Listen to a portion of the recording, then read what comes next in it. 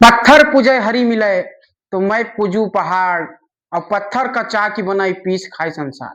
नमस्कार साथियों, मैं आपका साथी, आपका मित्र, आपका भाई सूरज कुमार मौर्य आपके बीच में जो उत्तर प्रदेश के विधानसभा में घटित हो रहा है या इस देश के सदन में घटित हो रहा है, उन मुद्दों पर चर्चा करने आया हूं।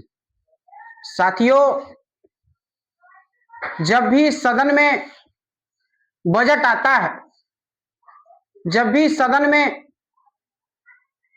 रुपये पैसे की बात हो, आर्थिक की बात हो, तब तब उसमें पिछड़े, दलित, अल्पसंख्यक समाज के लोगों के लिए कुछ विशेष लेकर के आता।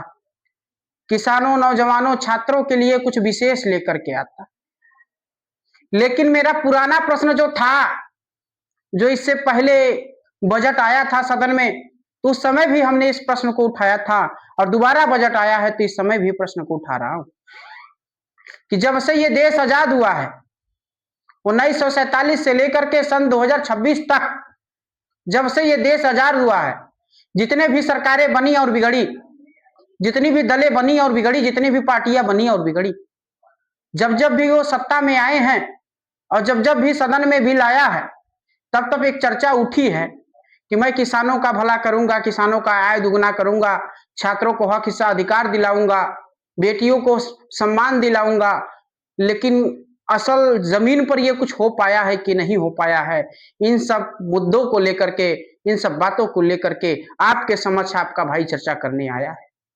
साथियों, सन 1947 में जब अंग्रेजों से मेरा भारत देश आजाद हुआ था, तो उस समय लोगों के आंख में एक चमक थी, एक सपना था, हृदय में एक अलग नई उड़ान थी कि देश आजाद हुआ है, हमारे लोग देश को चलाएंगे, हम सभी मिलकर के देश को चलाएंगे, अपने बच्चों को भविष्य के लिए सोचेंगे, एक नया संदेश लेकर के भारत को तैयार करें। और जब जब ये देश का बजट आता है, तो तब तब यही कहा जाता है कि किसान का हाल बदलेगा, जवान का हाल बदलेगा, नौजवान खुशहाल होगा, युवाओं के हाथ में रोटी रोजी रोजगार मिलेगा, छात्रों को हक से अधिकार मिलेगा। लेकिन ये बांटने का काम करेंगे। साथियों, हमें इस बार देखना ये होगा कि बच्चों के भविष्य के साथ कौन खड़ा है, कौन खड़ा है, नौजवानों के साथ कौन खड़ा है, उनके साथ हमें खड़ा होकर के उनके कंधों को मजबूत करना पड़ेगा। साथियों, जब मैं याद करता हूं वो दिन सन 2014 का, याद करता हूं कि एक उड़न खटोला मिर्जापुर के सरजमी पे उतरा था और उस उड़न खटोले में एक जादूगर आए थे जो विश्व में विश्व गुरु होने का नगाड़ा पीटा करते। तो मैं 14-15 साल का था उस समय। याद आता है वो समय कि घर से झूठ बोलकर निकला जा रहा हूं स्कूल, लेकिन चला गया उस जादूगर की जादू देखने, सुनने। गर्मी का दिन था। जब उस जादूगर के सभा में गया तो उस जादूगर ने कहा कि मिर्जापुर में एक बहुत विशाल चिमनी है। उसने कहा कि मिर्जापुर वालों, इस चिमनी से धुआं निकलना चाहिए कि नहीं निकलना चाहिए?